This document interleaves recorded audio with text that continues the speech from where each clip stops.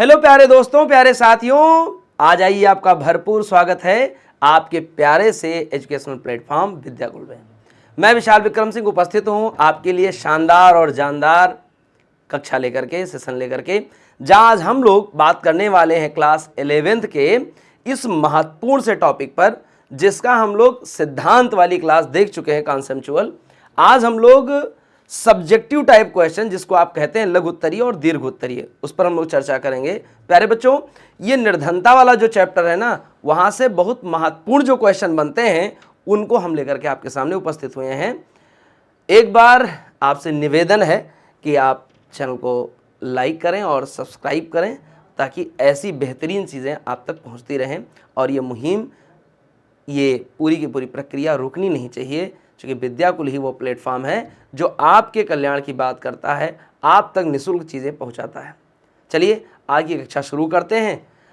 सबसे पहला क्वेश्चन और महत्वपूर्ण क्वेश्चन आपको दिखाई दे रहा हो, ये तस्वीर कुछ बयां कर रही है। एक बार इस तस्वीर को अच्छे से देखें।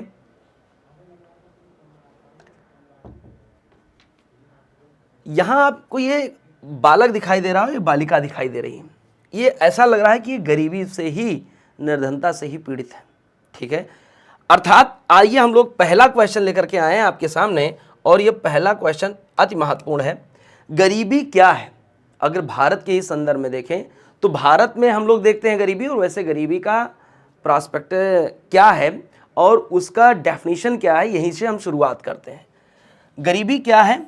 तो पहला पॉइंट है कि गरीबी से तात्पर्य उन स्थिति से है या ऐसी स्थिति से है जहां कोई एक व्यक्ति हो या कोई समुदाय हो, उसके पास न्यूनतम जीवन स्तर, न्यूनतम जीवन स्तर का तात्पर्य यह है बेटा, न्यूनतम जीवन स्तर का तात्पर्य क्या है? रोटी कपड़ा और मकान, रोटी कपड़ा मकान, शिक्षा की भी बात हम कर लें। ये सारी चीजें जो न्यूनतम आवश्यकता सामग्री है वह भी उपलब्ध नहीं होती है, तो ऐसे लोगों को, ऐसे समुदाय को, ऐसे समाज को हम निर्धनता की श्रेणी में रखते हैं, या ऐसे व्यक्ति को हम गरीब कहते हैं। क्या है डेफिनेशन? किसी ऐसे व्यक्ति या ऐसा समुदाय जो उस स्थिति में है, कैसी स्थिति में है? जिसके पास न्यूनतम जीवन स्तर नहीं है, वह भोजन, कपड़ा, शिक्षा और घर जैसी बुनियादी, ठीक है, फंडामेंटल नीड्स, जिसको हम कह सकते हैं बुनियादी जीवन की आवश्यकताओं को पूरा नहीं कर सकता। सिंपल लैंग्वेज में यही एक लाइन आपको क्लियर करनी है। न्यूनतम बुनियादी आवश्यकताएं जो उनके जीवन जीने के लिए जरूरी हैं, वह नहीं मिल पाती, तो ऐसा व्यक्ति या ऐसा समाज गरीबी में माना जाएगा, गरीबी में माना जाएगा। आइए दूसरा क्वेश्चन आपके सामने है। क्या है कि गरीबी क्या है? अब यहां पे जो पॉइंट आता है बेटा, वो आता है कि गरीबी क्या है। ठीक है, और गरीबी की हम लोग बात कर चुके हैं, तो अब हम लोग गरीबी रेखा की बात करें। ठीक है, पोवर्टी लाइन की बात करें तो गरीबी रेखा को गरीबी सीमा के नाम से भी जाना जाता है। मतलब क्या है कि जहां पर ऐसी लाइन जो ये बात डिसाइड करती है, ये बात इंडिकेट करती है, निर्देशित करती है कि कौन कौन से लोग न्यूनतम आवश्यकताओं की वो कौन सी लाइन है जहां तक वो नहीं प्राप्त करते। अगर वो नहीं प्राप्त करते जहां से, उसे हम उन्हें, उन लोगों को, उस समाज को, उतने सभी परिवारों को हम गरीबी रेखा से नीचे मान लेंगे। और जब न्यूनतम आवश्यकताओं की सामग्री अर्थात रोटी, कपड़ा, मकान, शिक्षा इत्यादि जो प्राप्त करने की स्थिति में है, ऐसी लाइन, ऐसी रेखा, उससे ऊपर के लोगों को हम गरीबी रेखा से बाहर मानते हैं। सिंपल सी बात है। कैसे डिसाइड होती है? देखिए, गरीबी की दहलीज किसी विशेष देश में मिलने वाली आय का न्यूनतम स्तर, ये बात ध्यान रखना, आय का न्यूनतम स्तर, मिनिमम, ठीक है, स्तर दर्शाती है, या आमतौर पर देश की आबादी को गरीबी और गैर गरीबी के रूप में विभाजित करती है। कुछ लोग वह लोग होते हैं प्यारे बच्चों जो गरीब हैं, और कुछ लोग वह हैं जो गरीब नहीं हैं। उन्हीं को गरीबी और गैर गरीब के रूप में हम लोग देख सकते हैं। किसके आधार पर बेटा? किसके आधार पर प्यारे बच्चों? आय का न्यूनतम स्तर। और आय है, आय ही जनरेट करती है, आय ही इंडिकेट करती है कि आपकी न्यूनतम आवश्यकताएं पूरी होंगी या नहीं होंगी। मान लीजिए किसी का 100 ही रुपया है आमदनी, कोई रिक्शा चालक, दिहाड़ी मजदूर है, वह 80 रुपए में अपना सब कुछ निपटाएगा और 20 बचा भी लेगा। कितनी बढ़िया बात है कि बचत भी है, उपभोग भी है उसी आय से जो आपने पढ़ा है। तो कहीं ना कहीं उसके जितनी, लेकिन न्यूनतम आवश्यकताओं की ही पूर्ति होगी। अगर उसका परिवार बड़ा हुआ, उसके पेट से हट करके अगर 2-3 पेटों को वो भी पालता है, तो क्या 100 रुपये उसके लिए सफिशियंट होंगे? नहीं होंगे। इसलिए वह न्यूनतम आय की न्यूनतम आवश्यकताओं को पूरी करने के लिए आय उसकी सफिशियंट नहीं है, पर्याप्त नहीं है, इसलिए उस गरीबी रेखा से नीचे माना जाएगा। ठीक है। और जो व्यक्ति 500 पा रहा है, 1000 पा रहा है, 4 लोगों का पेट भरा, फिर भी कुछ बचत कर रहा है, रोटी कपड़ा मकान की प्राप्ति हो जा रही, पूर्ति हो जा रही, तो उसे गरीबी रेखा में नहीं रखेंगे, गैर गरीब कहेंगे। ठीक है। जो लोग गरीबी रेखा से नीचे आते हैं उन्हें गरीब कहा जाता है, जाहिर सी बात अभी हमने समझाया। जबकि जो लोग गरीबी रेखा से ऊपर आते हैं उन्हें गैर गरीब कहा जाता है। तो गरीबी रेखा से नीचे आने वाले लोग, गरीबी रेखा से ऊपर आने वाले लोग, ये दो अलग अलग पॉइंट्स हैं, बातें हैं। अब बहुत इंपॉर्टेंट पॉइंट है, गरीबी रेखा को हम 2 पार्ट में डिवाइड करते हैं। कैसे डिसाइड करेंगे? तो या फिर आय के आधार पे डिसाइड करें, या फिर उनकी कैलोरी क्षमता के आधार पर, कि उनको कितनी कैलोरी चाहिए कोई काम करने के लिए, कितनी कैलोरी चाहिए कोई काम करने के लिए। आइए इस पर बात करते हैं। तो सबसे पहले हम ये देखेंगे, गरीबी रेखा को योजना आयोग द्वारा परिभाषित किया गया। ठीक है। जो प्लानिंग कमीशन है भारत का, वह जो 1950 में, मार्च 1950 में स्टेबल हुआ आज़ादी के साथ साथ। तो ऐसे कंडीशन में वह योजना आयोग, जिसे हम लोग अब नीति आयोग कह करके पुकारते हैं, वो योजना आयोग ही गरीबी को परिभाषित करता है। क्या कहता है ये? जिसमें भोजन की खपत एक प्रमुख भूमिका है। भाई पहले होगा रोटी। अगर फंडामेंटल नीड की बात करें, मौलिक आवश्यकताओं की बात करें, सबसे पहले आता है रोटी, फिर आएगा कपड़ा, फिर आएगा मकान। मतलब आपका पहले पेट हो, मतलब आप जीवित हो, पेट पूजा हो जाए, फिर आपके लिए वस्त्र चाहिए जो आपको तन ढकने के लिए, ठीक है, जरूरी होते हैं। फिर होती है हम किसी बरसात का, ठंडी का, ठीक, गर्मी का मौसम झेल पाए, इसलिए हमको छत होनी चाहिए। तीनों में सबसे महत्वपूर्ण भूमिका भोजन के खपत की। ग्रामीण क्षेत्रों में प्रति व्यक्ति से बहुत इंपॉर्टेंट बात है, न्यूनतम कैलोरी आवश्यकता 2400, जबकि शहरी क्षेत्रों में 2100 कैलोरी है। बहुत इंपॉर्टेंट बात है।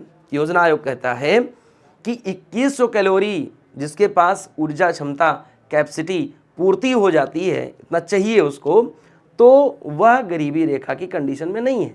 लेकिन अगर 2100 से उसके पास कम है, तो भाई वो गरीबी रेखा में है। ये गरीबी रेखा डिसाइड करने की बातें हैं, फार्मूले हैं। 2400 वाले की बात करते हैं। अगर ग्रामीण क्षेत्रों में 2400 कैलोरी न्यूनतम प्रति व्यक्ति आय की कंडीशन है, अगर वो प्राप्त करता है तो ठीक है, नहीं तो उससे कम अगर प्राप्त करता है, गरीबी रेखा में माना जाएगा। क्लियर है? तो योजना आयोग सबसे पहले ये बात बताती है, और जहां पर उसने 2 चीज़ों की बात करी, आप इसको ऐसे समझ सकते हो, हमने पहले भी बता रखा है आपको। गरीबी रेखा निर्धारण, अब बहुत इंपॉर्टेंट बात है, गरीबी रेखा का निर्धारण करने के लिए हमारे पास बहुत सारी चीज़ें रहीं, बहुत सारे विभाग रहे। ठीक है। गरीबी रेखा का निर्धारण योजना आयोग भी कर रहा है, आप इसको भी जानते हो। योजना आयोग, इसकी भी रिपोर्ट है। ठीक है, इसकी रिपोर्ट है, ये बातें हैं, आप इसे भी देख सकते हो। गरीबी रेखा निर्धारण के लिए आपको तेंदुलकर समिति हमने बताया था, इसकी भी रिपोर्ट है तेंदुलकर समिति की। अच्छा, गरीबी रेखा निर्धारण के लिए एक और समिति है आपके पास, कौन सी समिति है उसे भी हम लोग देख लेंगे। ठीक है, उसे भी हम लोग देख लेंगे। रंगराजन समिति,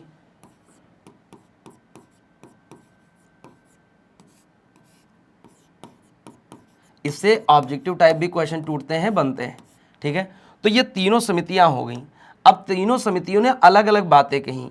इन्होंने कैलोरी की बात करी कि गरीबी रेखा के लिए कैलोरी की बात हो। ठीक है, कैलोरी की मतलब कि अगर ग्रामीण क्षेत्र में हम बात करें और शहरी क्षेत्र में बात करें, तो ये ग्रामीण हो गया, ग्रामीण क्षेत्र हो गया, और ये हो गया शहरी क्षेत्र। अब ग्रामीण और शहरी में क्या चीज़ें हैं, वो अलग अलग हैं। क्या है भाई? तो यहाँ पर जो कैलोरी ऊर्जा की आवश्यकता होती है वो 2400 कैलोरी होती है। ठीक, और यहाँ पर जो ज़रूरत होती है उसको 2100 विद्वानों ने बताया है। अब ऐसा क्यों हमने बताया था कि ऐसा क्यों होता है, इस पर भी प्रश्न हो सकता है कि ग्रामीण वालों को 2400 क्यों चाहिए, शहरी वालों को 2100 क्यों चाहिए। क्योंकि वो शारीरिक रूप से मेहनत ज़्यादा करते हैं, इसलिए उनको ज़्यादा कैलोरी की आवश्यकता ग्रामीण परिवेश में रहने वाले लोगों को चाहिए होती है। ये इंपॉर्टेंट बात हो जाती है। क्लियर है। फिर इसके बाद में हो जाता है 2100 कैलोरी शहरी वालों को। अच्छा, अब यहाँ पर अगर हम रंगराजन और तेंदुलकर समिति की बात करें तो इन्होंने गरीबी रेखा को बताया कि कितने % गरीबी है। इस पर भी सवाल आते हैं, बनते हैं। सबसे इंपॉर्टेंट बात है जो तेंदुलकर रंगराजन साहब कह रहे हैं, रंगराजन साहब ने 29.5 कहा, इसको भी अलग से नोट कर लो। इन्होंने गरीबी की बात की, 29.5 की बात कही है कि 29% की गरीबी दिखाई देती है भारत में। ये बात क्लियर हो गई। जो तेंदुलकर समिति है वो 21% की बात करते हैं। कितने % की बात करते हैं बच्चों? 21.9% की बात करते हैं। ये बात इंपॉर्टेंट है। तो ये गरीबी को बताते हैं कि भारत में इतनी गरीबी है। वैसे जनरल में 37% की स्थिति दिखाई देती है कि भारत 37% लोग गरीब हैं। ठीक है, अलग अलग अपने आंकड़े हैं। अगर हम विश्व स्तर पे बात करें तो तीसरा रैंक है। ठीक है, कि तीसरे रैंक की स्थिति में भारत की स्थिति बनी हुई है कि 1/3 की स्थिति में जितना भी भारत विश्व में है उतना भारत में गरीबी है। तो ये कुछ आंकड़े थे जिनको आप बता सकते हो गरीबी रेखा है क्या, गरीबी रेखा निर्धारण के लिए। और इसके 2 भाग हो जाते हैं जिसको आप कहते हो गरीब और गैर गरीब। गरीब है, गैर गरीब है। अभी आपने लिखा, तो अगर ऐसा आप आंसर लिखना चाहो तो यहाँ से भी आपका आंसर बन जाएगा। गरीब कौन? जो न्यूनतम आवश्यकताओं, न्यूनतम जो नीड्स है उसकी पूर्ति न हो पाए तो वो गरीब है। गैर गरीब जो न्यूनतम आवश्यकताओं की पूर्ति हो जाए,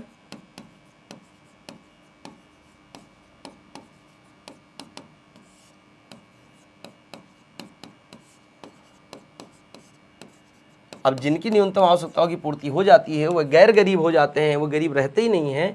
और गरीब हुए हैं जिनकी न्यूनतम आवश्यकताएं, नीड्स पूरी नहीं होती हैं। आई होप ये बात समझ में आई होगी। तो हम लोग बात कर रहे थे कि योजना आयोग द्वारा किस तरीके से गरीबी रेखा को डिफाइन किया गया है। आइए तीसरे क्वेश्चन पे चलते हैं। अब देखिए गरीबी का कारण क्या है, हम क्या बात करने वाले हैं, गरीबी का कारण क्या है। आइए इस पर भी बात करते हैं, गरीबी का कारण क्या है। तो सबसे पहले तो हम गरीबी के कारण की अगर बात करें तो गरीबी के कई कारण हो सकते हैं। हमने पॉइंट वाइज लगभग 10 पॉइंट बताए थे, 10 पॉइंट्स को इंडिकेट किए थे। आइए उन्हीं क्वेश्चनों को यहाँ बात करेंगे। सबसे पहली बात है कि जनसंख्या विस्फोट का होना, यह कारण है। जनसंख्या तीव्र गति से बढ़ रही है। आप देखे भी थे कि 2011 की जनगणना थी, किस तरीके से वृद्धि दर हुई, 10 की वृद्धि हुई, कितना वर्तमान में वृद्धि हुई, ये बात है। साथ ही साथ 2021 के आंकड़े जब आ जाएंगे तो ये बात क्लियर होगी कि इतना पॉपुलेशन बढ़ा। पॉपुलेशन बढ़ने से और गरीबी से क्या रिलेशन है कि अगर एक ही क्षेत्र में, एक देश में, एक शहर में, एक राज्य में अगर लोगों की तादाद बढ़ गई, एक परिवार में मेंबर बढ़ गए, तो जो संसाधन होंगे उसका डिस्ट्रीब्यूशन क्या हो जाएगा, जो लोगों तक अभी तक पहुंच रहा था और जो जनसंख्या बढ़ने के बाद पहुंचेगी वह कमी हो जाएगी। सब तक अगर 5-5 रोटियां पहुंच रही तो अब 4 रोटी की स्थिति बन जाएगी। सबको अलग 1-1 बीघा खेत था तो उसमें भी कम हो जाएगा, खेतों में भी कम हो जाएगा। इस तरीके से संसाधनों पर कहीं ना कहीं मार बढ़ जाएगी, दबाव बढ़ जाएगा जनसंख्या बढ़ने से। अब क्या होगा, इसीलिए गरीबी आपको ज़्यादा दिखाई देती है, क्योंकि सब तक संसाधन पहुँचेंगे नहीं। वो चाहे रोटी की बात करें, कपड़ा की बात करें, मकान की बात करें, शिक्षा की बात करें, स्वास्थ्य की बात करें, और इसीलिए आय के संसाधन भी हमको मुहैया कराने में समस्या होती है। सरकार भी जब कोई प्लानिंग लेकर के आती है तो सब तक पहुंच पाए ये थोड़ा सा पॉसिबिलिटी कम हो पाती है, सब सुखी हो पाए, क्योंकि जनसंख्या बढ़ रही है। तो सबसे पहला कारण है कि जनसंख्या का विस्फोट। दूसरा कारण मैंने बहुत इंपॉर्टेंट बताया था, शिक्षा स्तर में कमी। फिर बातें होती है अवसंरचना विकास में कमी। सरकार उनकी अवसंरचना करे, उनको रोजगार उपलब्ध करे, उद्योग धंधे लगा दे। कहीं रेलवे बन रही है, कहीं सड़क की पटरियां बन रही हैं, तो कहीं बंदरगाह बन रहे हैं, कहीं पोर्ट बन रहे हैं, कहीं पुल बन रहे हैं। और अगर ये सारी चीज़ें बन रही हैं तो मज़दूरों को या ऐसे लोगों को जो दिहाड़ी पे काम करते हैं उनको हाथ में रोजगार पहुंचेगा, रोजगार पहुंचेगा तो आय होगी, और आय ही वो बिंदु है, वो पॉइंट है, वो तत्व है जो गरीबी को दूर कर सकता। ठीक है, तो आइए इन पे बात करते हैं। गरीबी का कारण क्या है? तो गरीबी के बहुत सारे कारण हैं, जिसमें जनसंख्या विस्फोट आप इंपॉर्टेंट पॉइंट है, इसीलिए मैंने इसको पहले नंबर पे रखा है। हमने जब पढ़ाया है, जिन बच्चों ने क्लास नहीं देखी है निर्धनता वाली, वो जाकर एक बार अटेंड करें। साथ ही साथ वह ये भी देख लें कि ऑब्जेक्टिव टाइप का भी आपका सेशन हो चुका है। अगर आप निर्धनता पे ऑब्जेक्टिव टाइप नहीं देखें अभी तक, तो जाकर के उसे भी प्लेलिस्ट में है, आप एक बार क्लास 11 अध्याय 4 निर्धनता आप जाकर के देख सकते हैं हमारे ही प्लेटफॉर्म पे। आइए इन्हीं बिंदुओं पे बात करें। कम संसाधनों के बावजूद जनसंख्या में तीव्र वृद्धि। संसाधन कम है, जनसंख्या ज़्यादा, लोग ज़्यादा हो गए, विशेष रूप से गरीबी क्षेत्र। अब गरीब क्षेत्रों में मतलब भाई जहाँ पे गरीबी है, ऑलरेडी गरीबी है, फिर भी वहाँ पे लोग बढ़ रहे हैं, इसका मतलब है संसाधनों की बहुत ज़्यादा अकाल पड़ने वाला है, कमी देखने वाली है, और देश में गरीबी को बढ़ाने के लिए जिम्मेदार होते हैं। ठीक है भाई। बेरोजगारी का उच्च स्तर। बेरोजगारी के स्तर से क्या लेना देना है भाई? बेरोजगारी से लेना देना इस बात से है, क्योंकि जनसंख्या बढ़ती है तो बेरोजगारी भी बढ़ती है, जिससे समान वेतन वाली स्थिति है का असंतुलन पैदा हो जाता है।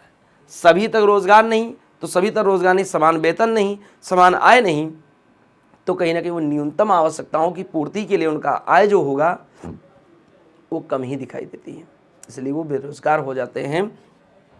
इस प्रकार उच्च बेरोजगारी के कारण देश में गंभीर समस्या बनी हुई है, गरीबी बनी हुई है। तीसरा पॉइंट क्या है? तीसरा पॉइंट भी देख लेते हैं। आय की असमानताएं। बिल्कुल सही बात है। भारत में गरीबी का मुख्य कारण क्या है? लोगों के बीच राष्ट्रीय आय का असमान वितरण। जो कुछ लोग हैं, अमीर अमीर ही होता जा रहा है, गरीब गरीब ही हो जाता जा रहा है। कुछ नीडी लोग हैं जो आज भी नीडी हैं, लेकिन जो नीडी नहीं थे उनके पास बहुतायत मात्रा में संसाधन भी हैं और आय भी है, मतलब परिसंपत्तियां भी हैं, एसेट भी, और अर्निंग के कई एंगल भी हैं, कई शाखाएं भी हैं, कई उनके पॉइंट्स भी हैं जहां से उनके आय होते हैं, आयाम है। इनके पास, जिनके पास नहीं था, उनके पास आज भी नहीं है, और उनकी संख्या भी बढ़ती जा रही है, यह भी आप देख सकते हैं। तो असमान आय का वितरण, ये जो चित्र है ये इंडिकेट कर रहा है, आप समझ सकते हैं। ग्रामीण और शहरी क्षेत्रों में, दोनों में आय का असमान वितरण पाया जाता है और आर्थिक शक्ति का संकेंद्रण दिखाई देता है। अब शहर में और गांव में अगर हम बात करें तो 800 समथिंग रुपीज, 859 है अर्निंग की बात की जाती है, जबकि वहीं पर अगर हम ग्रामीण क्षेत्र, शहरी क्षेत्रों की बात करें तो शहरी क्षेत्रों में आय निर्धारण बढ़ जाता है। ग्रामीण क्षेत्र ग्रामीण क्षेत्र में अगर हम बात करें कि ये चीज़ें 672 के करीब है, तो शहरी क्षेत्रों में 859 के करीब है। बात ध्यान देने वाली है कि शहर क्षेत्र में ज़्यादा पैसा इनकम होने के बावजूद भी लोग गरीब हैं। गरीबी का न्यूनतम स्तर क्यों? क्योंकि वहाँ अगर जल भी आपको लेना है, पानी भी लेना, तो पैसे का होगा, तो चाहे आय जितनी भी बढ़ जाए, कहीं ना कहीं ये दिखाई देता है कि वो सारी आय किन्हीं कुछ मुद्दों पर, हमारे कुछ व्यय के मदे हैं, उनमें खर्च हो जाती है, और जो हमारे जीवन के लिए सबसे उपयोगी। तो इस तरीके से हम ये देख सकते हैं। बहुत सारे पॉइंट आपको लिखना है तो आप उसको लिख सकते हैं। क्या क्या पॉइंट्स आप लिख सकते हैं जरा देख लीजिए। गरीबी पर निबंध भी आता है, बहुत इंपॉर्टेंट बात है।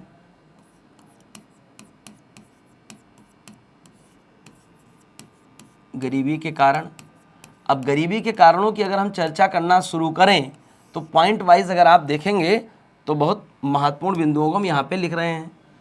तो पहला पॉइंट तो आपने खुद बता दिया कि जनसंख्या का विस्फोट, एक तो ये बात हो गई, जनसंख्या विस्फोट है। ठीक है भाई, जनसंख्या विस्फोट है। दूसरा पॉइंट हमने क्या कहा? रोजगार में कमी, इसलिए भी है। फिर तीसरा पॉइंट आपने कहा आय का असमान वितरण,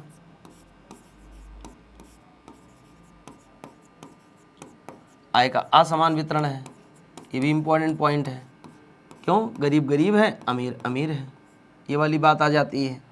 चौथा पॉइंट अगर आप देखें तो शिक्षा स्तर में कमी। शिक्षा को छोड़ करके हम गरीबी या बेरोजगारी की बात कर ही नहीं सकते हैं। और कहीं ना कहीं, ठीक है, गरीबी इसलिए भी है क्योंकि उनको व्यावसायिक शिक्षा देनी चाहिए। अगर जो लोग भी पढ़ रहे हैं वो कम से कम जब 8th क्लास 10th क्लास या 12th क्लास तक अगर पहुँचे, लगभग 18 और 20 की एज तक, 18-20 साल का अगर कोई भी बच्चा है पहुँच रहा है, उसके बाद अगर वो शिक्षा नहीं भी ग्रहण कर पा रहा है तो कम से कम वो गरीबी अपनी और बेरोजगारी दोनों को दूर करने के लिए उसके अंदर एक स्किल हो, तो स्किल प्रोग्राम हो और व्यावसायिक शिक्षा भी हो, जिसके लिए भारत सरकार ने कौशल विकास कार्यक्रम चलाए भी हैं और लगभग लाभप्रद रही है ये योजना। तो जितने लोग भी उससे जुड़ रहे हैं, अब इसी में आता है अवेयरनेस प्रोग्राम, ठीक है, अवेयरनेस का भी अभाव है, ठीक है, तो अवेयरनेस को भी आप जोड़ सकते हैं कि कहीं ना कहीं जागरूकता में कमी है, तो जागरूकता में कहीं है, केयर नहीं है। बाकी आप लिख सकते हैं भ्रष्टाचार, ठीक है, तो आप भ्रष्टाचार भी देख लें।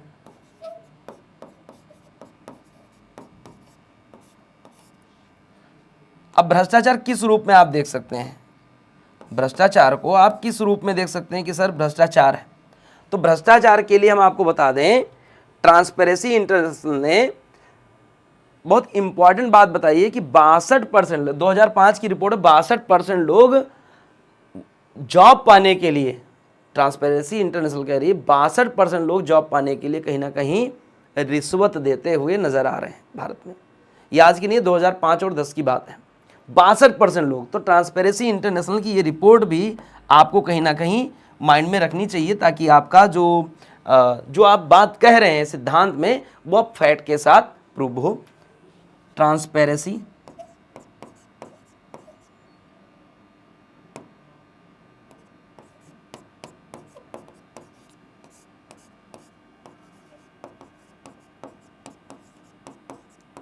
ट्रांसपेरेंसी इंटरनेशनल द्वारा क्या कहा गया कि लगभग 62% लोग, ठीक है, क्या कर रहे हैं, नौकरी में भ्रष्टाचार की स्थिति, नौकरी में रिश्वत, ऐसा कह सकते हो, रिश्वत देना पसंद करते हैं, ठीक है, तो ये कहीं ना कहीं भ्रष्टाचार के, ठीक है, बलिवेदी पर चढ़ जाती है बाकी जॉब्स, और जॉब अगर चढ़ गई तो जो लोग पाने वाले हैं वो बेरोजगार की कंडीशन में बेरोजगार हैं, तो गरीब रहेंगे ही रहेंगे। ये बातें कहीं ना कहीं इंपॉर्टेंट होती हैं। फिर दूसरी बात क्या है कि योजनाओं का भी अभाव है। अगर योजनाएं बनाई जाएं सरकार द्वारा तो उस पर भी काम किया जा सकता है, और गरीबी निवारण की, ठीक है, गरीबी निवारण के प्रोग्राम का मतलब हो गया योजनाएं।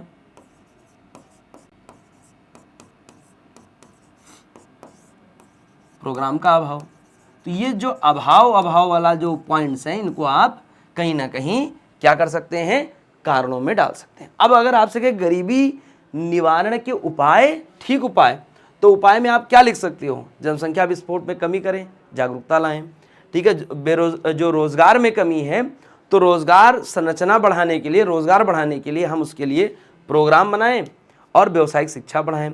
शिक्षा वाले में आय स्तर में अगर असमानता की बात कर रहे हैं, असमान में तो समान वितरण की भी आप चर्चा कर सकते हैं कि अगर आय बढ़ेगी, आय तभी बढ़ेगी जब हम रोजगार उनको देंगे, तो असमानता खत्म होगी। और इस पर भी टैक्स स्लैब की बात की जाए, किसके द्वारा, सरकार द्वारा, कर आरोपण और कर का दायरा बढ़ाया जाए, वो कर लेकर के एक बंदे से लेकर के जो ज़्यादा कमा रहा है, जिनमें गरीबी है, उन तक प्रोग्राम के तहत उसको पहुंचाया जाए। आप इसको भी सजेस्ट कर सकते हैं उपाय में।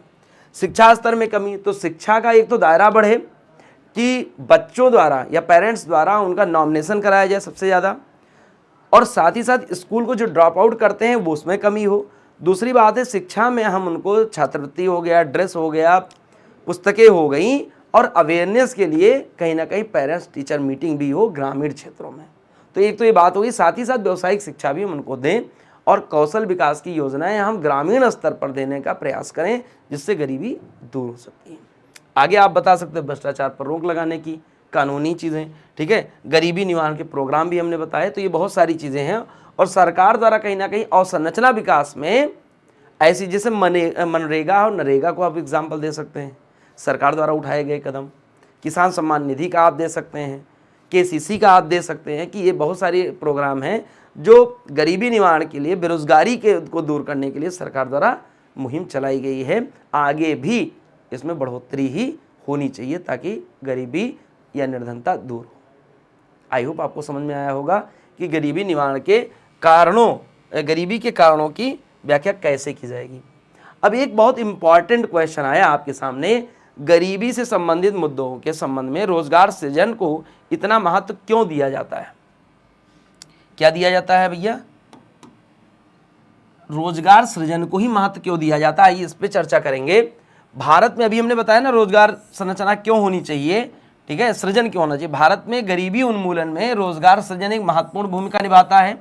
यह ऐसा कार्यक्रम है जिसके द्वारा गरीबी दूर की जा सकती है। सरकारी योजनाओं के माध्यम से कमजोर आर्थिक वर्ग, जो कमजोर भी हैं, वीक भी है, पुअर भी हैं और आर्थिक रूप से पुअर है, इकोनॉमिकल कंडीशन उनकी डैमेज है, ठीक है, ऐसे रूप में स्थिति में सुधार करने के लिए ही गरीबी उन्मूलन के रूप में रोजगार सृजन का कार्यक्रम होता है। इसमें क्या क्या आता है? यह उन्हें उच्च जीवन जीने के लिए, उच्च जीवन स्तर प्रदान करने के आवश्यकताओं की पूर्ति के लिए, अच्छे स्वास्थ्य के लिए, अच्छी शिक्षा के लिए, स्वच्छता के लिए, अच्छे स्वास्थ्य के लिए कहीं ना कहीं वह उन तक पहुंच प्रदान करता है। कौन? रोजगार सृजन कार्यक्रम। तो रोजगार सृजन इसीलिए इंपॉर्टेंट है ताकि उनकी आय बढ़े। आय अगर बढ़ेगी तो उनकी जो न्यूनतम आवश्यकता से बढ़ करके एक कदम स्वास्थ्य है, शिक्षा है, अच्छा जीवन स्तर है, अच्छा खान पान है, पौष्टिक भोजन तक उनकी पहुंच है, वो सुनिश्चित हो जाएगी। इसीलिए सरकार द्वारा रोजगार सृजन पर फोर्स किया जाता है, बल दिया जाता है। अब एक बहुत महत्वपूर्ण क्वेश्चन आया आपके सामने, संपूर्ण गरीबी क्या है? एक हमने आपको बताया था सापेक्ष गरीबी, एक होता है पूर्ण गरीबी या संपूर्ण गरीबी। आइए देखते हैं ये क्वेश्चन कैसे टैकल किया जाएगा, इसमें आप क्या लिखेंगे, वो कंटेंट क्या होगा। आइए हम आपको बताते हैं पूर्ण गरीबी या संपूर्ण गरीबी की स्थिति। तो पूर्ण गरीबी वह है जो गरीबी की चरम स्थिति है। चरम गरीबी का मतलब क्या हो गया? पूर्णतः गरीब है, उसमें कोई संशय नहीं है कि वो गरीब है कि नहीं है, गरीबी रेखा में है कि नहीं है, वो गरीब है, वास्तविक गरीब, ठीक है। उसके पास क्या नहीं है? जिसमें परिवार की स्थिति में भोजन, कपड़ा, स्वच्छ पानी, आश्रय अर्थात घर की बात कर दें, उसको शिक्षा, एजुकेशन और सूचना, मतलब उसके पास मोबाइल का भी कोई साधन नहीं है कि वो अपनी बात कह सके, समय आने पे वो ट्रीटमेंट ले सके, हॉस्पिटल फैसिलिटी ले सके, सुरक्षा के दृष्टिकोण से वो पुलिस महकमे तक भी अपनी बात रख सके, तो उसके बाद कोई सूचना का भी साधन नहीं है। जैसी जीवन की आवश्यकताओं वाली, जो आवश्यकताओं को पूरा करने वाली चीज़ें हैं, उन्हें पर्याप्त है ही नहीं। ये आवश्यकताओं को याद रखना गरीबी और बेरोजगारी दोनों को बताने के लिए पर्याप्त है। रोटी कपड़ा मकान तो आपने बताया ही है, स्वास्थ्य है, स्वच्छता है, शिक्षा है, ठीक है, साथ ही साथ उसके पास सूचना भी है, ये सारी चीज़ें, स्वच्छ पानी भी आता है, नहीं है उसके बाद पूर्ण गरीब है। गरीबी रेखा से नीचे रहने वाले लोगों की संख्या पूर्ण गरीबी में आती है। तो पूर्ण गरीबी किसे कहोगे? जो गरीबी रेखा में आए, जो लोग या समुदाय, समुदाय इसलिए मतलब सामूहिक रूप से, कलेक्टिव समुदाय, जो लोग या समुदाय गरीबी रेखा। अब गरीबी रेखा को आप क्या कहोगे? हमने आपको बताया है गरीबी रेखा को क्या कहोगे? बिलो पॉवर्टी लाइन, बीपीएल की बात आप करेंगे, बिलो पॉवर्टी लाइन, गरीबी रेखा से नीचे आने वाले सभी लोग,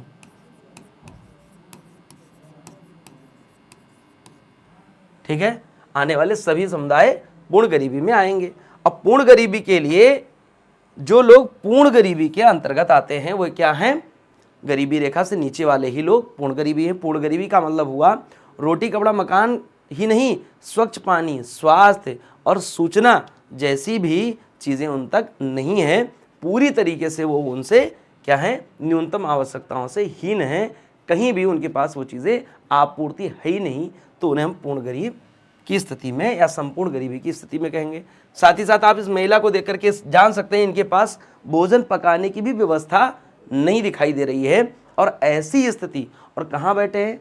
कहीं कूड़े कचड़े वाले स्थान, मतलब इनके पास आवाज़ भी नहीं है, स्वच्छता और स्वास्थ्य दोनों की बात नहीं है, ये बात ध्यान देना है। ऐसे बंदों को, ऐसे लोगों को, ऐसे समुदाय को हम पूर्ण गरीबी की स्थिति में मान सकते हैं, रख सकते हैं। वे कठोर परिस्थितियों का अनुभव करते हैं, जी हाँ करते हैं, जहाँ रोकथाम योग्य बीमारियों से मृत्यु हो जाती है, ठीक है, दिन प्रतिदिन बढ़ती जा रही है, कि भाई हम उसका रोकथाम कर सकते हैं, लेकिन मक्खियाँ मिनमिना रही हैं, मच्छर लग रहे हैं, ठीक है, जल जनित रोग हैं, तो ऐसे इससे उनका मृत्यु दर भी बढ़ता है, उनके लिए हॉस्पिटल फैसिलिटी भी नहीं है। पूर्ण गरीबी के मानदंडों को आर्थिक विकास द्वारा नहीं बदला जा सकता है। मतलब क्या है, पूर्ण गरीबी का जो मानदंड है उसमें हम प्रोग्राम चलाएंगे तभी उसको दूर हो सकता है। कहीं ना कहीं हम जनसंख्या को कंट्रोल करेंगे तभी दूर हो सकता है। शिक्षा, व्यावसायिक शिक्षा देंगे तो दूर हो सकता है। ये सारे पॉइंट यहाँ पे ध्यान रखने हैं। अब एक बात और आ गई कि पूर्ण गरीबी को माप करने के तरीके क्या हैं। जिसको हम गरीबी कह रहे हैं वही पूर्ण गरीबी है, अर्थात गरीबी रेखा में से नीचे आने वाले सभी लोग, बिलो पॉवर्टी लाइन से नीचे आने वाले सभी समुदाय, सभी लोग जिनके पास न्यूनतम आवश्यकताओं की स्थिति नहीं पूरी हो पा रही है, सभी लोगों को है। आखिर इनको मानेंगे कैसे? तो एक तरीका तो मैंने अभी बताया था योजना आयोग का, कैलोरी वाला। साथ ही साथ इनमें दो तरीके हैं, न्यूनतम उपभोग व्यय भी है और उनके बाद न्यूनतम आवश्यकता कैलोरी मानदंड भी है। तो दो चीज़ें हैं, हम दो मानदंडों को यहाँ पर आधार मानते हैं और जिससे पूर्ण गरीबी को हम डिसाइड करते हैं, इंडिकेट करते हैं। न्यूनतम कैलोरी उपभोग मानदंड, न्यूनतम कैलोरी उपभोग मानदंड हमने पहले ही बताया 2400 कैलोरी और 2100 कैलोरी। ग्रामीण क्षेत्रों में ऊर्जा की आवश्यकता ज़्यादा होती है, चूँकि वो फिजिकल वर्क, शारीरिक मेहनत ज़्यादा करते हैं, चाहे खेतों में करें चाहे मजदूरों के रूप में करें, इसलिए उनको 2400 चाहिए। शहरी क्षेत्रों में वही 2100 कैलोरी हो जाती है। जिस व्यक्ति को ग्रामीण क्षेत्र में न्यूनतम 2400 कैलोरी तथा शहरी क्षेत्रों में 2100 कैलोरी की आवश्यकता होती है या कैलोरी प्रतिदिन नहीं मिल रही है, ये होना चाहिए गरीबी ना होने के लिए, लेकिन अगर इससे नीचे है, नहीं मिल पा रही इतनी, तो गरीबी रेखा से नीचे ही मानेंगे, पूर्ण गरीब माने जाएंगे। ठीक है, नहीं मिल पा रही है तो उसे गरीबी रेखा से नीचे ही माना जाएगा। ये बात ध्यान रखना, 2400 मिल रही है तो गरीबी नहीं है, 2400 से नीचे या 2400 ही की पूर्ति नहीं हो पा रही है, कमी हो जा रही है, तो वो गरीबी रेखा से कहीं ना कहीं नीचे है। 2401, 2402, 2101, 2102 अगर कोई पा रहा है, इसका मतलब इसे फुलफिल कर रहा है, तो उसे हम गरीबी रेखा से नीचे नहीं मानेंगे। ठीक है, फिर दूसरा है न्यूनतम उपभोग व्यय। अब न्यूनतम उपभोग व्यय में अगर हम बात करें तो यहाँ दो पॉइंट आ जाता है कि वह व्यक्ति जिसका मासिक, ठीक है, प्रति व्यक्ति उपभोग व्यय, प्रति व्यक्ति उपभोग व्यय की स्थिति अगर हम देखें, अब देखो अगर यहां हम बात करें तो शहरी में अभी हाल फिलहाल की बात करें 816 और 1000 रुपए की स्थिति दिखाई देती है। ये शहरी क्षेत्र है और ये ग्रामीण क्षेत्र है, न्यूनतम आवश्यकता वाले में, उपभोग वाले में। लेकिन एक और रिपोर्ट आती है, वो अलग बात करती है, ये उपभोग की बात है, उपभोग व्यय। ठीक है, उपभोग व्यय, इस पॉइंट को ध्यान रखना, ये थोड़ा सा अलग अलग है। अभी हमने आपको 859 भी बताया था, 612 भी बताया था, वो पहले की रिपोर्ट थी। ठीक है, हाल फिलहाल में 816 ग्रामीण और 1000 शहरी वाली स्थिति में है। आय की बात करें, एक व्यक्ति जिसका मासिक प्रति व्यक्ति उपभोग व्यय ग्रामीण क्षेत्रों में, ठीक है, 27.2 रुपए की स्थिति में अगर बात करें प्रतिदिन वाले में प्रति व्यक्ति, और 33 रुपए 3 रुपए की स्थिति में वो शहरी में। तो ये चाहे आप इसको लिख दें चाहे आप इसको लिख दें कि उनका प्रति व्यक्ति उपभोग व्यय मासिक रूप में 816 और 1000 वाली स्थिति में आता है। ये आय है, आय है इनकी 816 और 1000। अगर इससे नीचे की आय वाली है तो कहीं ना कहीं महीने भर में सोच के देखो, अगर ऐसी स्थिति है तो वो गरीब माना जाएगा। पूर्ण गरीबी को डिसाइड करने के लिए न्यूनतम उपभोग या आय मानदंड भी है। दूसरी बात है न्यूनतम कैलोरी आवश्यकता। आई होप कि आपको पूर्ण गरीबी को मापने की दोनों विधियां समझ में आई होंगी। फिर सापेक्ष गरीबी क्या है, ये भी हमने आपको बताया था लेक्चर में। सापेक्ष गरीबी क्या है, जब एक के कंपेयर दूसरा, एक को हम दूसरे से कंपेयर करें। कंपेयर का मतलब क्या हुआ, सापेक्षता, एक से दूसरे की तुलना पूर्ण गरीबी से है, से अलग है। सापेक्ष गरीबी क्या है, ये पूर्ण गरीबी नहीं, पूर्ण गरीबी से अलग है। इसे विभिन्न क्षेत्रों के लोगों की तुलना के आधार पर परिभाषित किया जा सकता है। जैसे उत्तर प्रदेश की तुलना में, अब तुलना में का मतलब सापेक्ष, बिहार की जनसंख्या या बिहार की गरीबी। हम इंडिया के सापेक्ष कह ले पाकिस्तान की गरीबी, इंडिया की तुलना में। तो जब तुलना हम निकालते हैं इसके सापेक्ष पाकिस्तान की गरीबी, तो इसे हम सापेक्ष गरीबी के रूप में समझ सकते हैं, जान सकते हैं। यह नहीं बताता कि कोई व्यक्ति वास्तव में गरीब है या जीवन की आवश्यकताओं की वहन कर सकता है, पूरी कर सकता है, बल्कि सापेक्ष गरीबी को विभिन्न समूहों की आय की असमानता के रूप में देखा जा सकता है। समूहों की आय, एक व्यक्ति की नहीं, एक के कंपेयर में दूसरे। तो जहां एक से क्षेत्र, एक समुदाय, एक परिवार, एक राष्ट्र, एक राज्य के लोगों का दूसरे राज्य, दूसरे क्षेत्र, दूसरे देश के लोगों से कंपेयर किया जाए उनकी आय की असमानताओं के आधार पे, उसे हम सापेक्ष गरीबी कहते हैं। तो एक बात ये क्लियर कर लेना प्यारे बच्चों कि सापेक्ष गरीबी और पूर्ण गरीबी में अंतर है। सापेक्ष गरीबी एक से दूसरे की तुलना हो रही है आय के आधार पर, जबकि पूर्ण गरीबी में दो मानक थे, एक तो कैलोरी आवश्यकता कार्यक्रम और एक है न्यूनतम उपभोग या न्यूनतम आय का कार्यक्रम, जो 816 और 1000 मैंने आपको बताया था। तो इस तरीके से हम लोग समझ सकते हैं और जान सकते हैं। आई होप कि आपको ये सारे क्वेश्चन बेहतरीन लगे होंगे। अगर आप इसका नोट्स बनाएंगे तो ये आगे आपको काम आएगा भविष्य में, क्योंकि ये क्लास सिर्फ ये नहीं कि आप 11th और या बोर्ड के एग्ज़ाम के दृष्टिकोण से पढ़ रहे हैं, ये क्लास उन लोगों के लिए भी महत्वपूर्ण है जो तैयारी कर रहे हैं 12th के बाद वाली।